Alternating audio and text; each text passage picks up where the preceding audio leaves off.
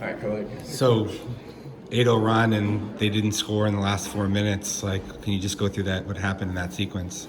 I think it's been a staple of what we've done, late in games that we had when we had a lot of success. You can look at the VCU game, Colorado, Creighton, other games like that where the last 4 minutes our defense has stepped up, and we dragged them late into clock, and we guarded the line well, and then we made our free throws. DJ hit a big three, Dez hit a big three, and we made enough plays to win. And the Dez and DJ were 3 or 14 combined from three until they made like 4 of their last 5. So, like just in the clutch, like.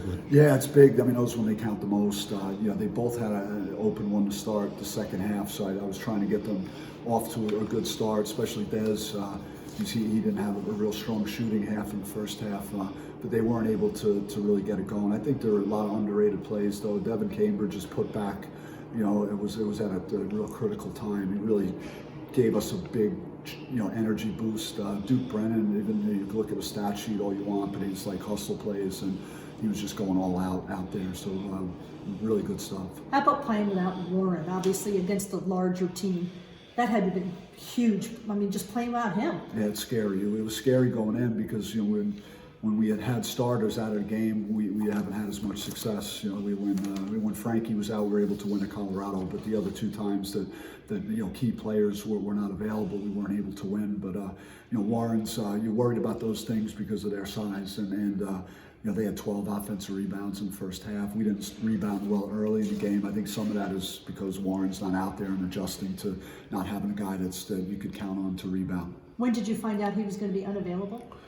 Well, he had a long week, and he's been sick for days, and in order to see a doctor, which we wanted him to go see a doctor because he was sick, he needed a COVID test, which then turned positive, so he was unable to make the game. How worried are you that it's one test among your team and it could result in others? I mean, I don't sense anyone else has said anything to me about being sick, and so as far as I'm concerned, so far so good with that.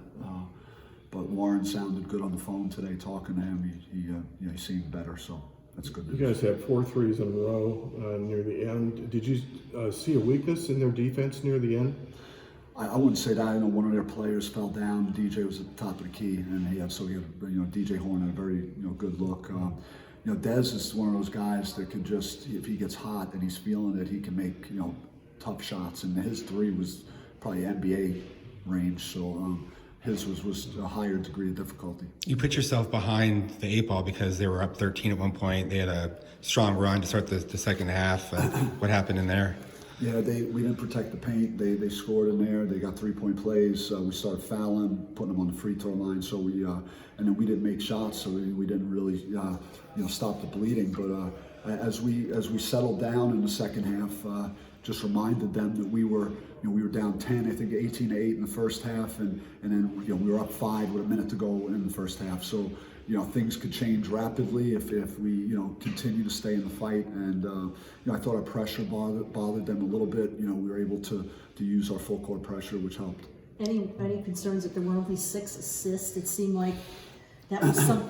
Guys were just kind of putting up shots, and you weren't making the extra pass, kind of like you guys were. It's tough without Warren because we can't play through him and get him touches, and then if they double, they could throw it out, and with Stanford, the way they defend, they were switching every possession. So we had to get to a point where one of the guards could go one-on-one against their center, and at that point, you got to go make a play off the dribble, and that's usually what was going on as far as that's concerned. I know that guys kind of move on fast now after losses, but is this a wind in the sails, like just the way that you guys were able to persevere tonight?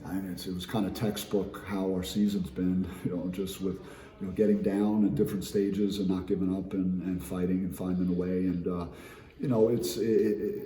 Oregon loss was heartbreaking because I thought we played a winning game. We just, we had some minutes where we didn't play winning basketball, but it was still a quality game, and we didn't get the win, so it hurts. And then, so you keep going to the well. If you come up empty, you start getting demoralized. So it was great that the guys, fought as hard as they did and were able to get a win. Thank you, Coach. Thank you. Thanks, Bobby.